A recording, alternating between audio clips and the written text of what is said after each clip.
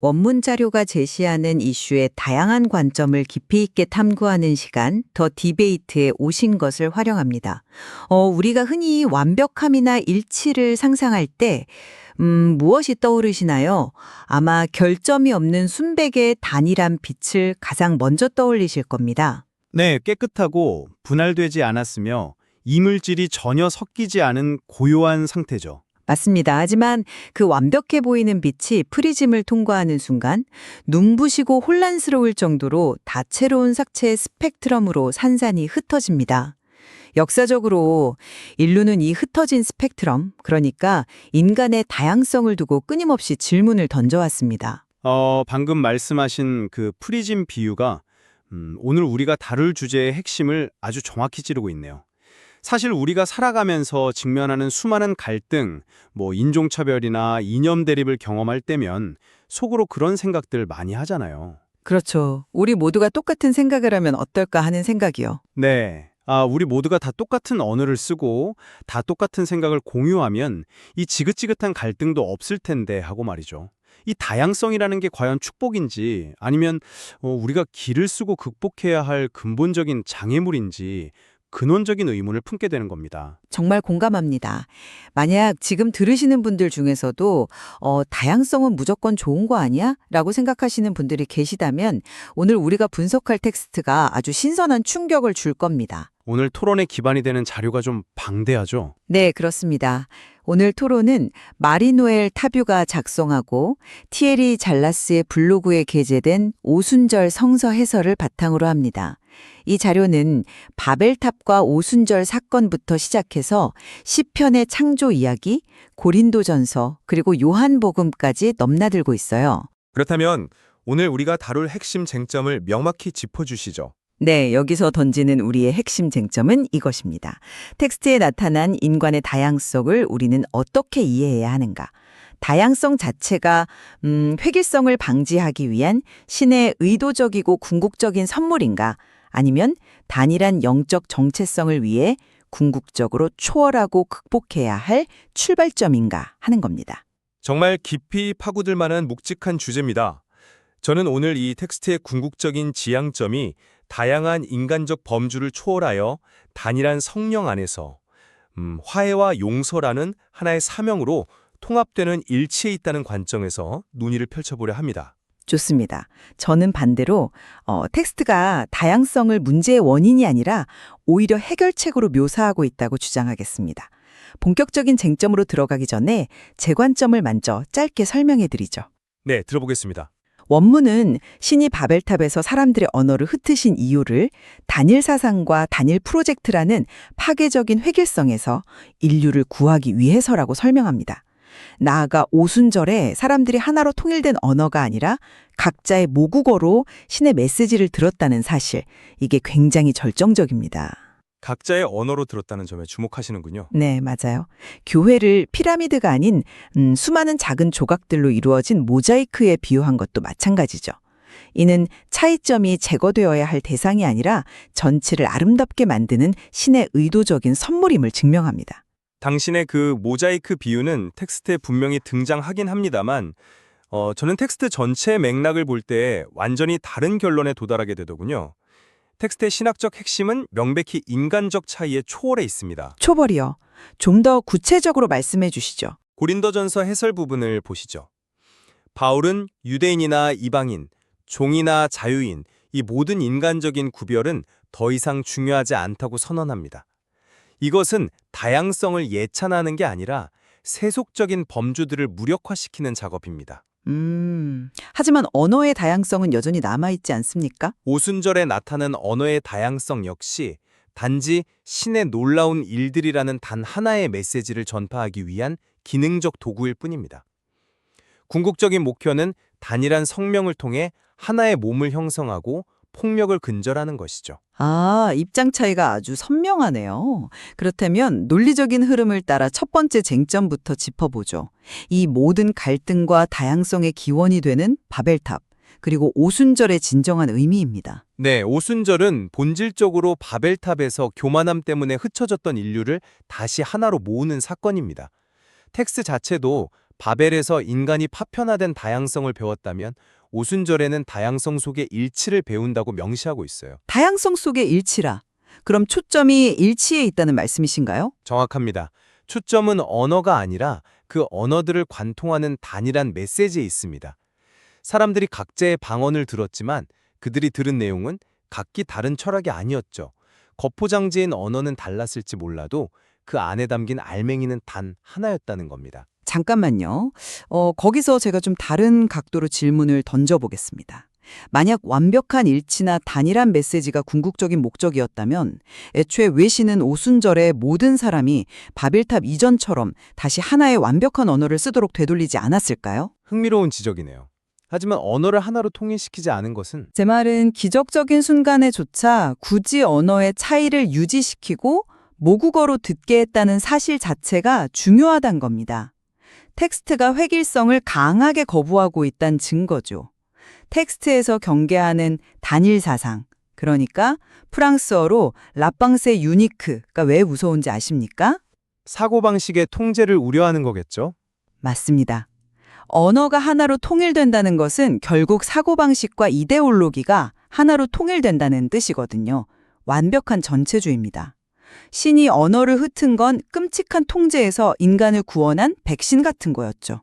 오순절에 언어를 통일하지 않은 것은 다양성 그 자체가 훼손되어서는 안 될 신성한 상태임을 방증합니다. 언어와 전체주의를 연결지은 분석은 아주 날카롭습니다. 하지만 언어를 하나로 묶지 않은 이유를 다양성 자체에 대한 예찬으로 해석하기보다는 신의 보편성에 대한 선언으로 읽어내는 것이 텍스트 맥락에 더 부합한다고 봅니다. 보편성을 위한 도구에 불과하다. 네.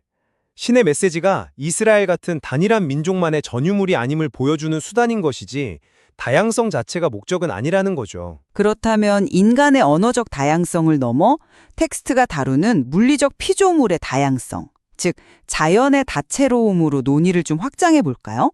인간의 차이에서 출발해 자연 만물의 차이로 시선을 넓히는 아주 자연스러운 인과적 전환이죠. 시편 104편 해설을 말씀하시는 거군요. 네, 맞습니다.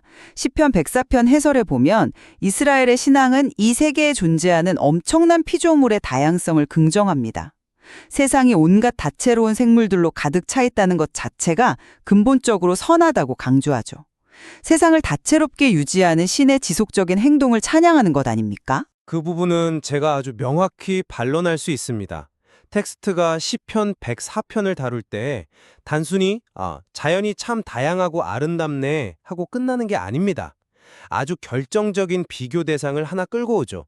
바로 이집트 파라오 아크나톤의 시입니다. 아, 태양신을 찬양한 그 시 말이죠? 네, 이 비교의 핵심이 무엇일까요? 이집트 문명은 해나 달 같은 자연의 다양한 개별 피조물 자체를 신격화했습니다. 만물의 다채로운 그 자체에 매몰된 거죠. 그런데 이스라엘의 시편은 어떻게 합니까? 해와 달을 단순한 조명이나 달력으로 격화시켰죠. 맞습니다. 그 수많은 다채로운 피조물들을 오직 유일한 창조주의 지배력 아래 철저히 복종시킵니다. 즉, 만물이 아무리 웅장하고 다양하더라도 그것들을 통치하는 단일한 주권이 우선한다는 의미입니다. 다양성이란 오직 단일한 창조주의 위엄을 돋보이게 하는 수단일 뿐입니다. 이집트의 세계관과 창조주의 유일성을 대비시킨 대목은 저도 동의합니다.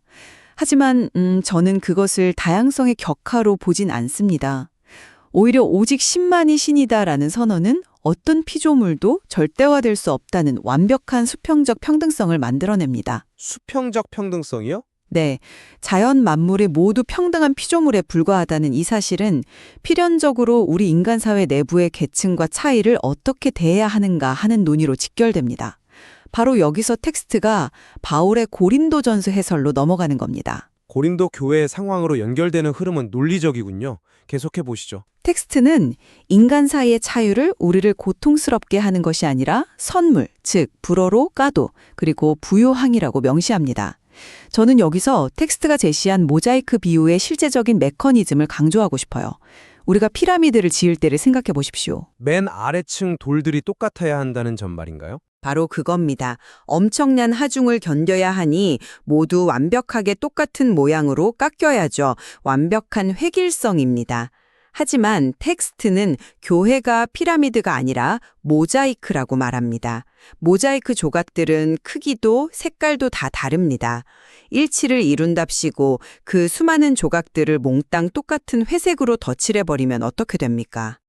그럼 모자이크의 의미가 사라지겠죠. 그냥 삭막한 콘크리트 바닥이 될 테니까요. 그렇죠. 작은 조각들 하나하나의 고유한 개별적 특성이 살아있을 때만 전체가 완성된다는 것. 이것이야말로 텍스트가 다양성 자체를 결코 포기해서는 안 될 원리로 옹호하고 있다는 완벽한 증거 아닙니까? 비유를 시각적으로 풀어주시니 이해가 참 잘 되네요. 하지만 바울이 고린도전서를 쓸 당시의 실제적인 역사적 맥락을 살펴볼 필요가 있습니다. 당시 교회는 유대인, 이방인, 귀족, 노예 등 엄청난 차이들 때문에 심각한 분열의 늪에 빠져 있었습니다. 다양성 때문에 갈등이 컸다는 건 인정합니다. 바울이 선언한 것은 계층의 해체, 그러니까 서품이 우월성을 부여하지 않는다는 것이지 차이 그 자체를 숭배하라는 것이 아닙니다.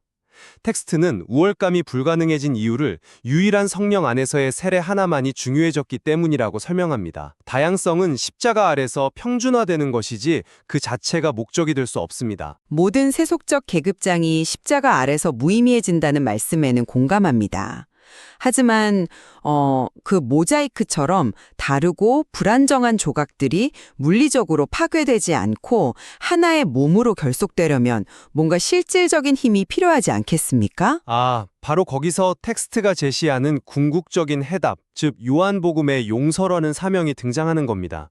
자연스러운 전환이네요. 요한복음 해설에서는 어떻게 일치를 이룬다고 보십니까? 요한복음 해설을 보면 예수님이 제자들에게 숨을 불어넣으시며 부여한 것은 단순한 정체성이 아니라 사명입니다. 그 사명은 바로 죄를 용서하여 증오와 폭력의 악순환을 뚫어내는 것입니다. 다양성으로 인한 갈등을 용서로 덮는다는 거군요. 네, 다양성으로 인해 필연적으로 발생하는 갈등을 비폭력과 용서로 극복하는 거죠. 텍스트는 궁극적으로 인류 전체가 사랑과 용서로 살아가는 새로운 창조, 즉 8번째 날의 일치로 나아가는 것이 핵심이라고 말합니다. 이것이 다양성의 한계를 초월하는 과정입니다. 갈등을 용서라는 적극적인 행위로 봉합한다는 해석 참으로 동의합니다. 용서가 폭력의 악순환을 끊는다는 건 분명하죠. 하지만 저는 이 텍스트를 분석하면서 아주 흥미로운 걸 발견했습니다. 원문 자료를 블로그에 게재한 티에리 잘라스가 텍스트에서 붉은색으로 강조한 부분들이 있습니다. 요한복음 해설 부분에서 강조된 단어들을 말씀하시는 거군요. 네, 이분이 어떤 단어에 붉은색을 칠했을 것 같습니까? 일치나 평화가 아니었습니다. 바로 인간의 자유와 관련된 구절들이었어요. 누구의 죄이든 너희가 용서해주면 용서받을 것이고 용서해주지 않고 그대로 두면 그대로 남을 것이다. 여기에 붉은색이 칠해져 있습니다. 용서하지 않을 권한을 강조했다는 거군요. 그렇습니다. 한번 깊이 생각해 보시죠. 만약 기계적이고 완벽한 일치가 궁극적인 목표였다면 왜 인간에게 죄를 그대로 둘 수도 있는 이런 위험하고 무서운 책임을 위임했을까요?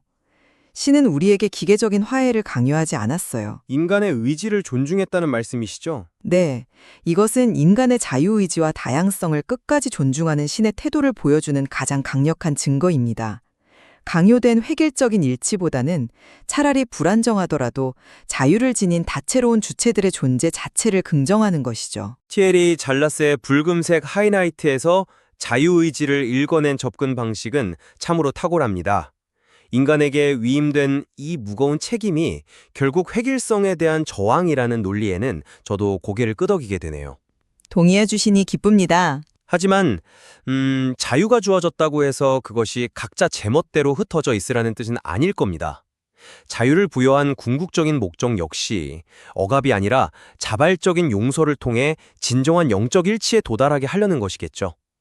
우리의 자유 역시 궁극적으로는 화해라는 하나의 지향점으로 수렴될 때 비로소 완성된다는 것이 이 텍스트의 뼈대라고 생각합니다. 네, 두 가지 뚜렷하고 강력한 시선이 텍스트 위에서 팽팽하게 교차하는 것을 느낄 수 있었습니다. 이제 논의를 요약해 볼 시간이 된 것 같네요. 저는 오늘 텍스트가 바벨탑과 오순절, 모자이크 비유를 통해 획일성을 거부하고 인간의 다채로운 차이를 신의 아름다운 설계로 긍정하고 있음을 다시 한번 강조합니다. 반면 저는 텍스트가 분열된 인류를 단일한 성령 아래 모으고 화해와 용서라는 적극적인 사명을 통해 궁극적인 영적 일치로 나아갈 것을 촉구하고 있다고 요약하겠습니다. 우리가 다양성을 긍정할 것인가 아니면 초월해야 할 목표로 볼 것인가를 두고 깊은 입장 차이를 보였지만 아주 분명한 공감대 역시 형성했습니다. 그렇습니다. 우리 두 사람 모두 이 원문 자료가 인간의 편협한 우월감, 인종차별, 그리고 강압적인 획일화, 즉 피라미드적 구조를 단호히 배격하고 있다는 점에는 깊이 동의했습니다. 맞습니다. 개인의 고유한 특성을 보존하는 것과 공동체 하나된 목적을 추구하는 것 사이의 복잡한 균형, 이것은 아마 청중 여러분 스스로가 치열하게 생각해봐야 할 문제일 것입니다. 이 텍스트가 자유와 연대, 다양성과 일치라는 인류의 숙제를 얼마나 깊이 조명하는지 되새겨보시길 바랍니다. 네, 지적인 여운을 남기게 되네요. 오늘 토론은 여기서 마치겠습니다. 함께 해주셔서 감사합니다.